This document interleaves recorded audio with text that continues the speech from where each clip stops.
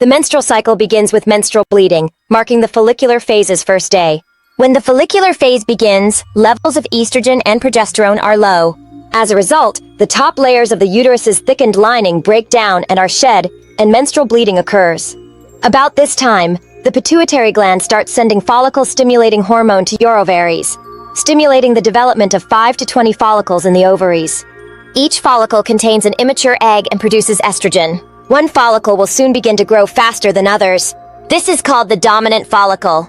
As the follicle grows, the levels of estrogen in the blood rise significantly. This increase in estrogen begins to inhibit the secretion of the follicle-stimulating hormone. The fall in follicle-stimulating hormone allows smaller follicles to die off. They are, in effect, starved of follicle-stimulating hormone. The increasing amount of estrogen in your body also ensures that the lining of your womb thickens with nutrients and blood. This is so that if you do get pregnant, the fertilized egg will have everything it needs to grow. The ovulatory phase begins with a rise in the levels of luteinizing hormone and follicle-stimulating hormone.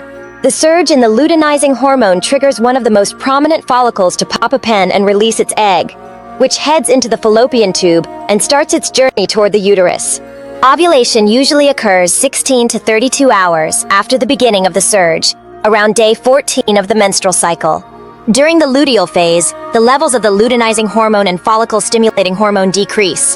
The ruptured follicle closes after releasing the egg and forms a corpus luteum, which produces estrogen and progesterone, which cause the lining of the uterus to thicken even more. If an egg is fertilized, progesterone supports early pregnancy. But if no fertilization occurs, the corpus luteum will break down between 9 and 11 days after ovulation. This results in a drop in estrogen and progesterone levels, bringing us back to the first stage of menstruation if no pregnancy has occurred. Health is wealth!